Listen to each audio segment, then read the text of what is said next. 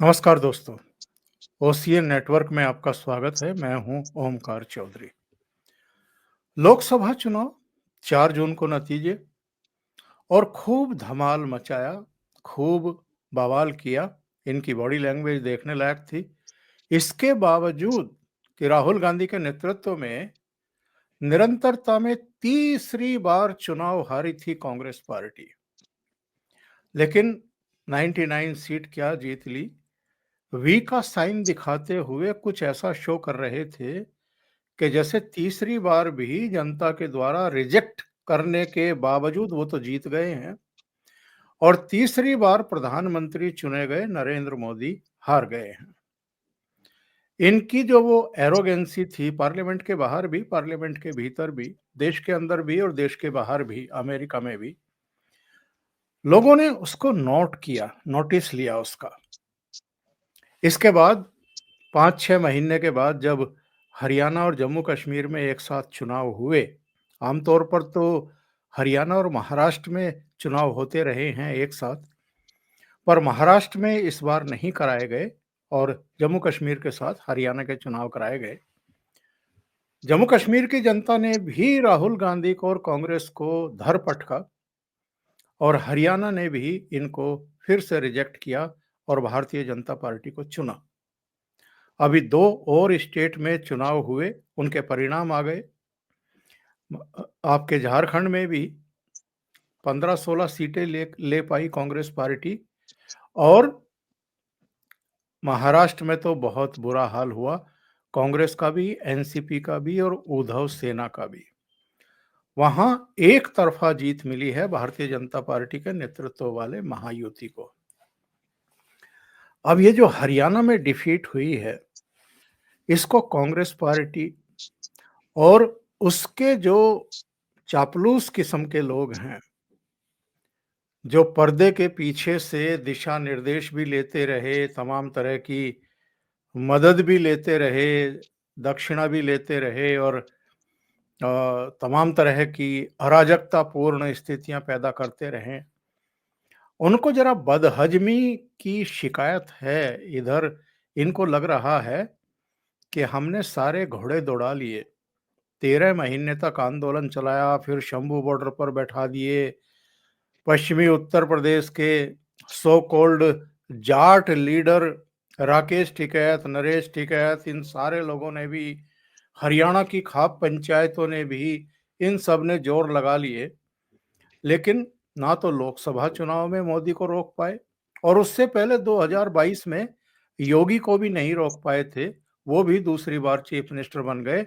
नरेंद्र मोदी तीसरी बार chief minister बन गए और हरियाणा जैसे स्टेट में तीसरी बार भारतीय जनता पार्टी की सरकार बन गई और वो भी नॉन जाट चीफ मिनिस्टर के साथ। पहले मनोहर लाल खट्टर और उसके बाद अब नायब सैनी।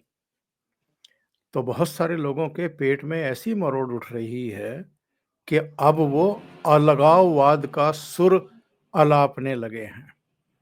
वो कह रहे हैं कि जी जाटों का तो हम अलग से ही एक लैंड बनाएंगे और ये स्वायत्त होना चाहिए। और ये जो सुर हैं, ये जो अलगाववाद के सुर हैं, ये कौन उठा रहे हैं, कौन लोग हैं, कैसे लोग हैं, जिन्होंने शायद अभी तक कोई चुनाव लड़ा नहीं, जनता का सामना किया नहीं और कभी भी कोई चुनाव जीत करके किसी सदन के सदस्य बने नहीं। ये जो हमारे यहाँ कभी-कभी प्रधानमंत्री नरेंद्र मोदी अर्बन नक्सल का जिक्र करते हैं, उनकी थियरी क्या है? उनका फलसफा क्या है? ये लोग भी, जैसे अभी ये कुछ मुल्ला मौलवी राग अलाप रहे हैं संभल की घटना के बाद कि जी उनके पास संविधान है, उनके पास कानून है, उनके पास संसद है, तो हमारे पास सड़क है। मतलब तुम लोग फैसला सड़क पर करोगे और करने दिया जाएगा जैसे तुम करना चाहोगे। तो ऐसे ही कुछ अलगाववादी सुर इधर सोशल मीडिया मंचों पर सुनने को मिल रहे हैं।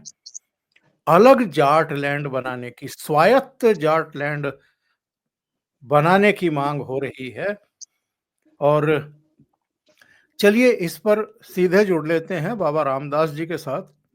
और फिर इस पर चर्चा करेंगे। मैंने उनके चैनल पर भी उनका इस पर एक प्रोग्राम देखा था और आपको याद होगा जिस दिन रिजल्ट आए थे, उस दिन जब हमारी चर्चा चल रही थी तो बाबा रामदास ने मुझे इशारों-इशारों में कहा था कि कुछ और पक रहा है, कुछ और पकाने की कोशिश हो रही है। ये पका पाएँगे, नहीं पका पाएँगे वो तो भविष्य की बात है, पर कुछ चल रहा है, उस पर हम लोग चर्चा करेंगे।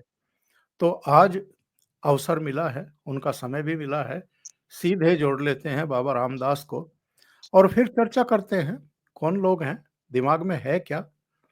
कहीं कोई बाहर से कोई खुरापात तो शुरू नहीं की जा रही है दूसरे तरीके से? बाबा रामदास, बहुत स्वागत है आपका। नमस्कार। जय श्री राम। जय श्री राम। बाबा रामदास बताइए ये पुष्पेंद्र चौधरी कौन है?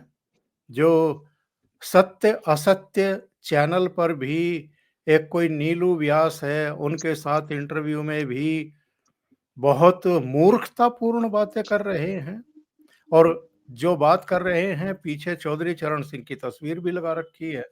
कौन है ये और इनका मकसद क्या है?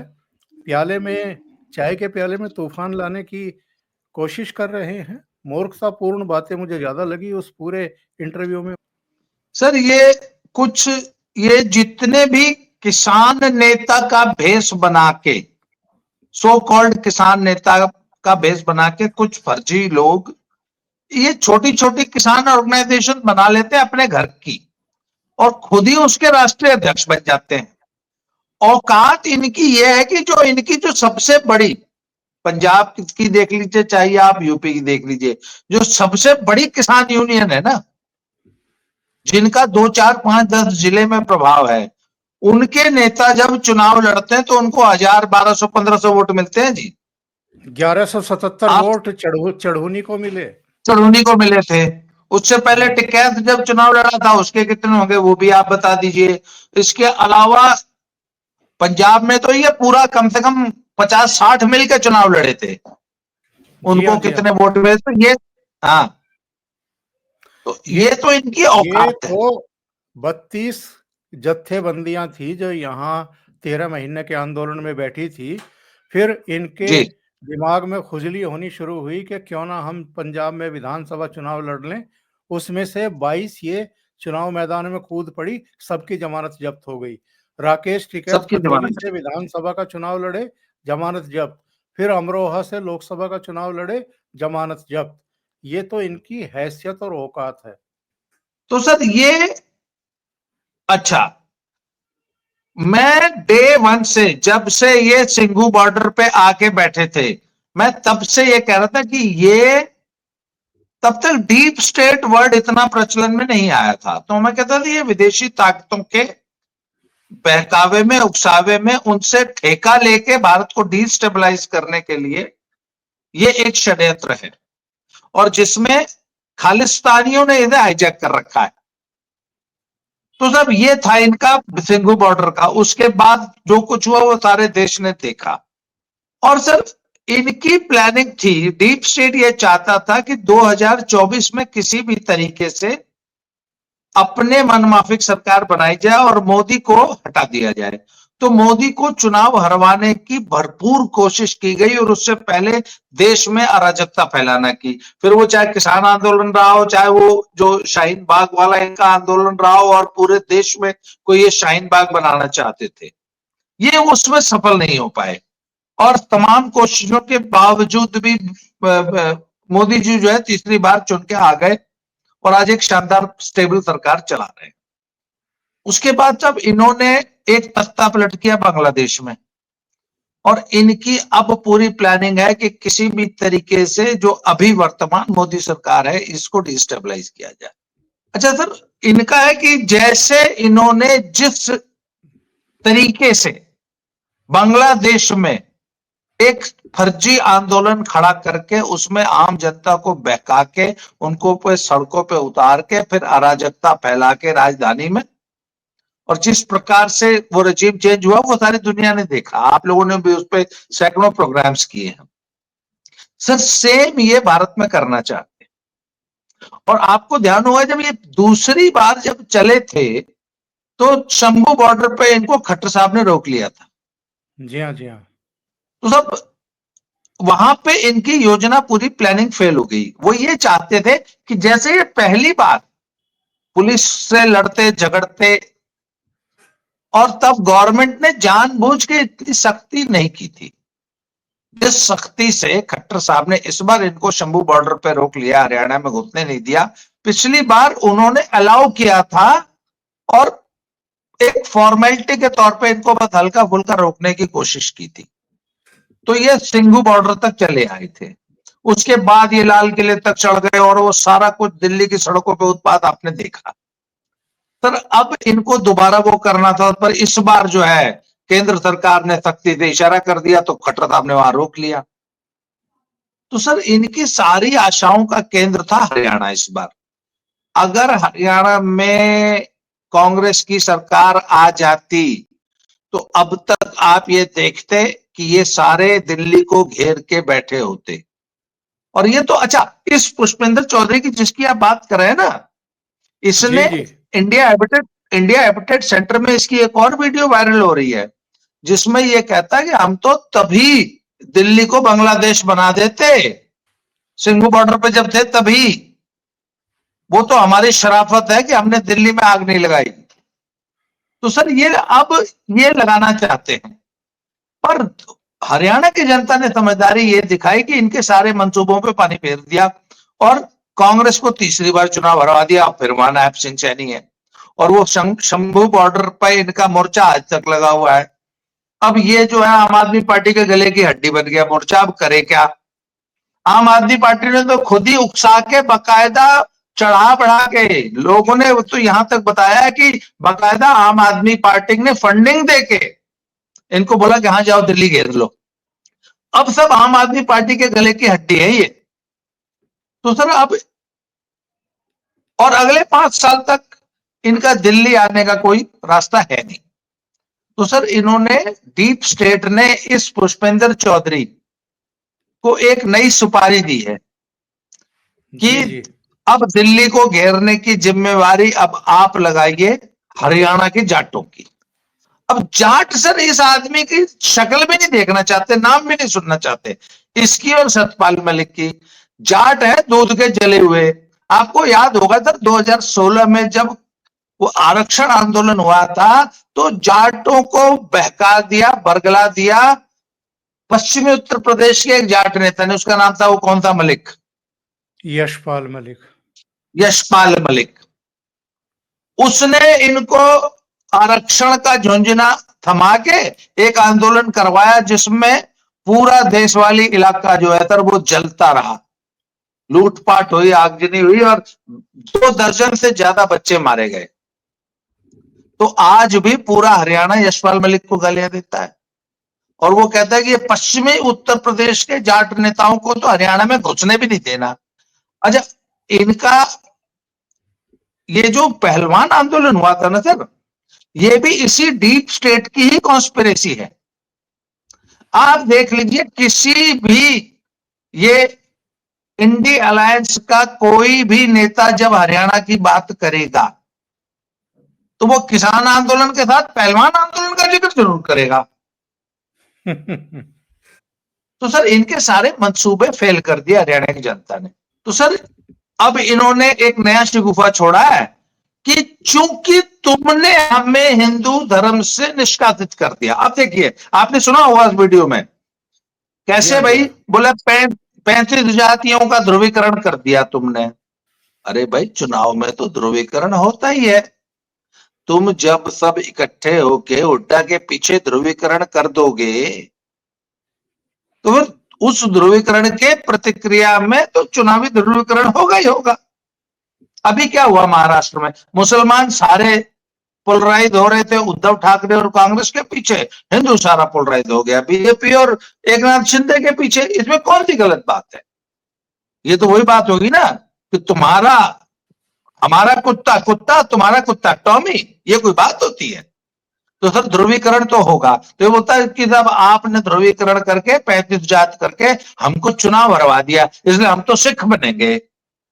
तर्क देखिए इनका, क्योंकि तुमने हमें चुनाव में हरा दिया इसलिए हम सारे जाट सिख बन जाएंगे, ऐसी ऐसी तो ये बातें कर रहे हैं। हरियाणा में जाट कितने हैं साहब? लगभग 24%। 24 या 25% मान लेते हैं। हाँ और जी। इसका मतलब ये है कि गैर जाट हैं 75%। जी। मैं कहता हूं 70% भी हैं गैर जाट और 30% जाट हैं। तो क्या जाटों को ही ये ठेका मिलता रहना चाहिए कि वही चीफ मिनिस्टर बनेंगे, गैर जाट कोई मुख्यमंत्री ना बने? ये कौन सी बात हुई? ये कौन सा लोकतंत्र है? और अगर मुख्यमंत्री जाटों का नहीं बनेगा तो आप सिख बन जाएंगे, आप जाटलैंड मांगना शुरू कर देंगे, आप संघ को गाली देना शुरू कर देंगे, आप मोदी की खाट खड़ी करने की बात करने लगेंगे। ये कौन सा डेमोक्रेसी है? ये क्या है? सर, इसे कहते हैं मूर्खतापूर्ण दुराग्रह और दूसरे को बेवकूफ समझना। पहले तो मुझे इस जाटलैंड शब्द से ही आपत्ति है कि तुम किस आधार पे इस एरिया को जाटलैंड बोलते हो। अच्छा, एक मिनट, अच्छा मैंने मान लिया ये जाटलैंड है, तो पहले ये बताओ ब्राह्मण लैंड कहां है, या ठाकुर लैंड मुसलमान? कहां है, गुर्जर लैंड कहां है, भूमिहार लैंड कहां है? त्यागी, सैनी? कुर्मी लैंड कहां है, सैनी लैंड कहां है, कहार लैंड कहां है, धोबी लैंड कहां है?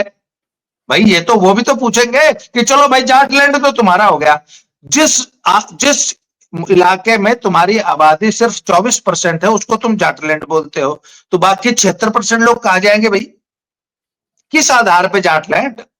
अच्छा, और इनका एक और बड़ा कौन से? मूर्खतापूर्ण दुराग्रह है कि जाट बड़े स्वाभिमानी होते हैं।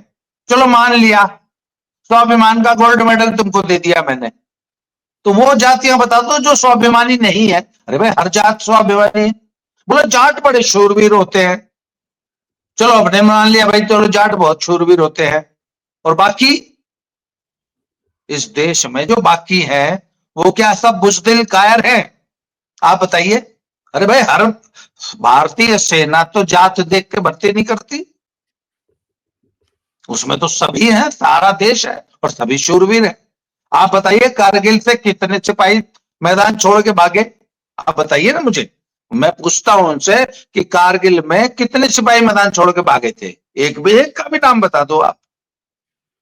तो सारे शूरवीर थे जी। ये इतनी तो ये मूर्खतापूर्ण बातें करता हुआ दिखाई दिया मुझे। पीछे तो चौधरी हम्म चरण सिंह की तस्वीर लगा रखी है और जयंत चौधरी के बारे में कह रहे हैं कि ऐसों को तो हम उखाड़ कर फेंक देंगे।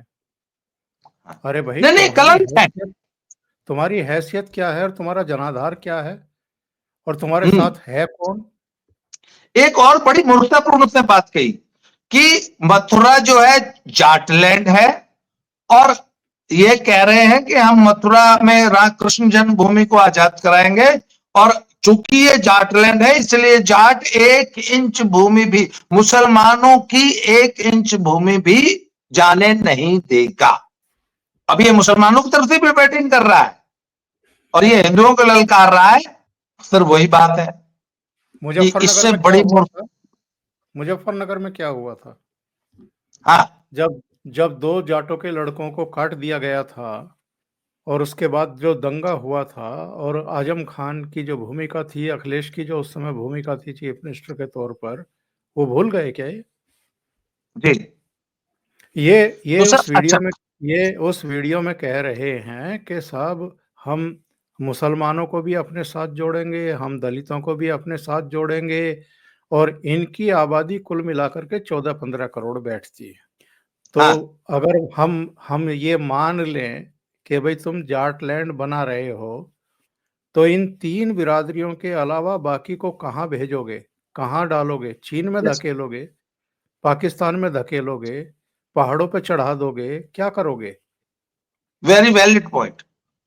और बात ये ना सर, मान लो चार, अच्छा मैंने कहा अच्छा चल भाई, मान लो मुझे देना है, मान लो मैं ही हूं, मैंने तुझे दे दिया जाटलैंड, तो जाटलैंड में जो बाकी 76% नॉन जाट हैं, ये उस जाटलैंड में रहेंगे कि नहीं रहेंगे? पहला सवाल ये मेरा। या तुम्हें रहने देंगे या नहीं रहने देंगे।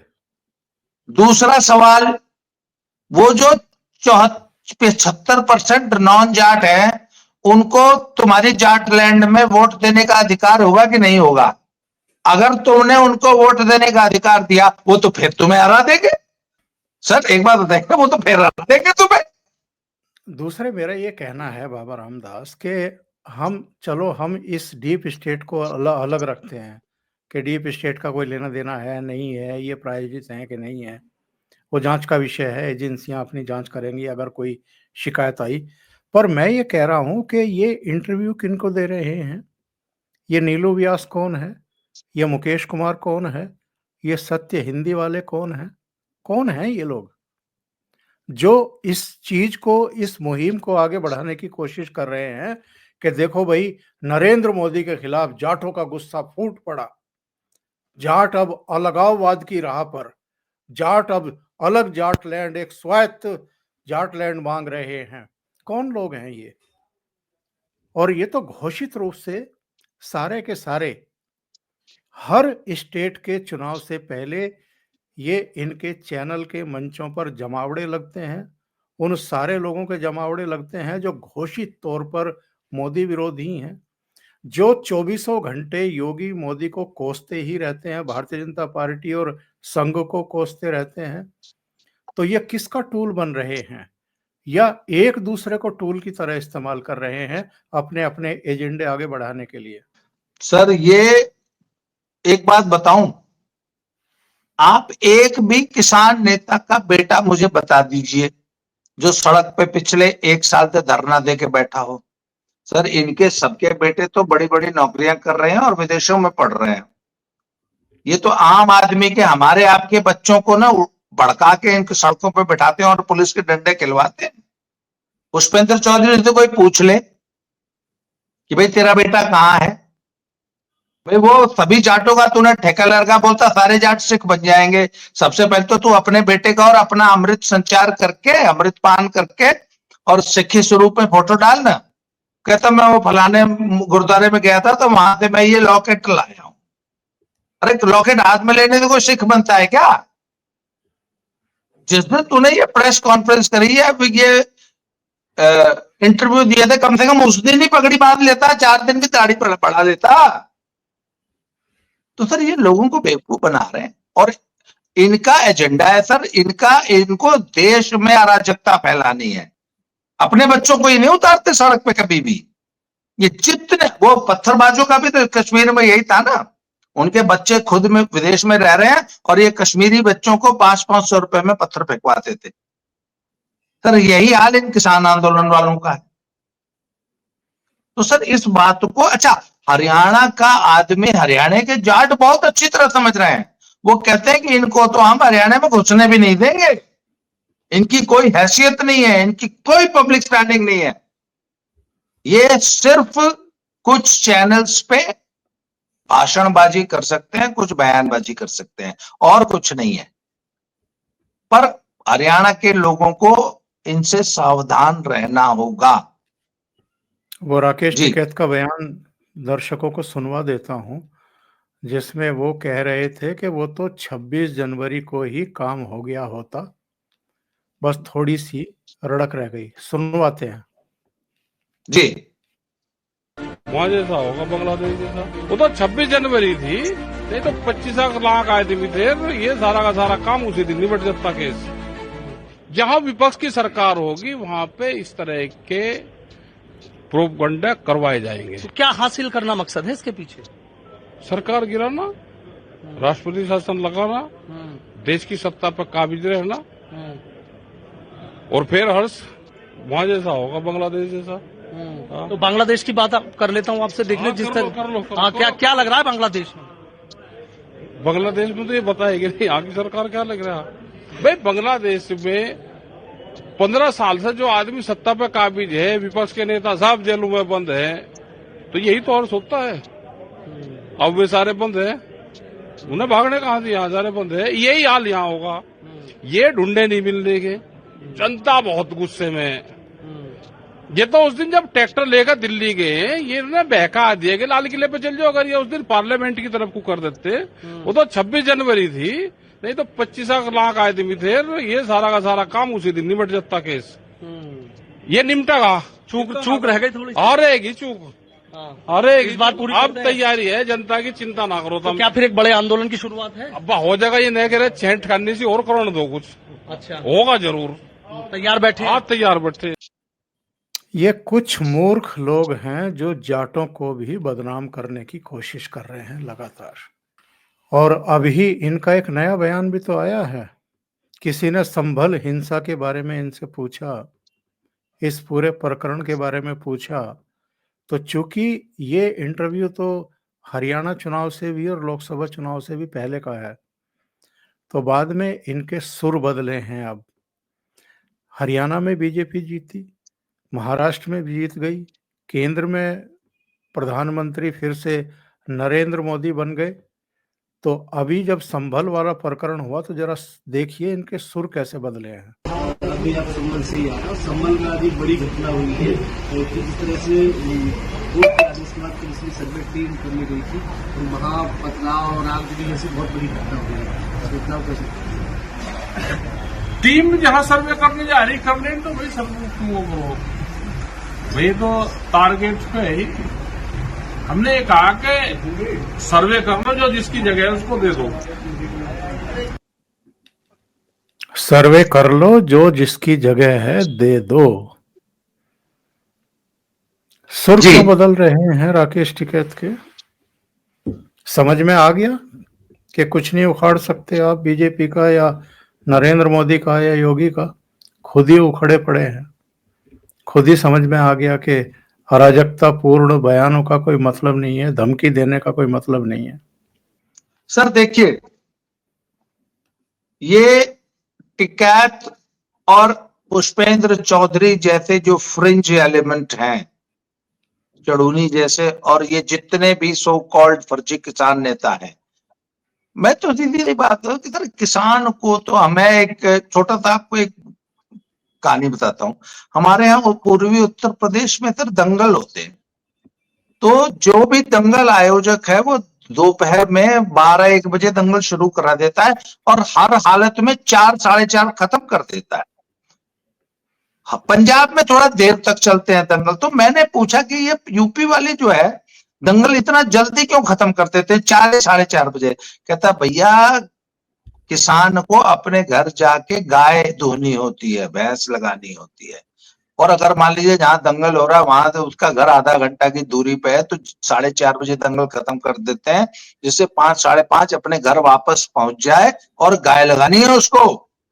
सर किसान तो अपने खेत से और अपने पशु से 2 घंटे का भी टाइम बड़ी मुश्किल से निकालता है। तो ये कौन से किसान हैं जो साल साल धरना देते हैं? जब वो साल भर धरना दे रहे होते हैं तो उनकी खेती कौन कर रहा होता है? जो असली किसान है वो तो 1 घंटा नहीं छोड़ सकता अपनी खेती। तो सर ये जो नकली फर्जी किसान है और फर्जी किसानों के नेता बने हुए हैं, और जो फर्जी ये जो जातीय ठेकेदार है, सर ये फ्रिंज एलिमेंट है और इनको सख्ती से, वो एक है ना भाई साहब डिब्रूगढ़ फेंक रखे ना 2 साल से, सर इन सबको डिब्रूगढ़ भेज जाने की जरूरत है। डिब्रूगढ़ जेल में स्पेशल सेल बना दो जहां ये ही जाएंगे। जो देश में अराजकता फैलाएगा उसकी सिर्फ एक जगह है, डिब्रूगढ़। हिमंता बिस्वा शर्मा का मेहमान बनाओ सबको। हाँ बस डिब्रूगढ़ इनका इंतजार कर रहा है। बहुत बहुत धन्यवाद बाबा रामदास जी, आप जुड़े, इतना समय निकाला आपने और एक अहम विषय पर चर्चा की। Thank you so much. जय हिंद। धन्यवाद। जय श्री राम। जय श्री राम।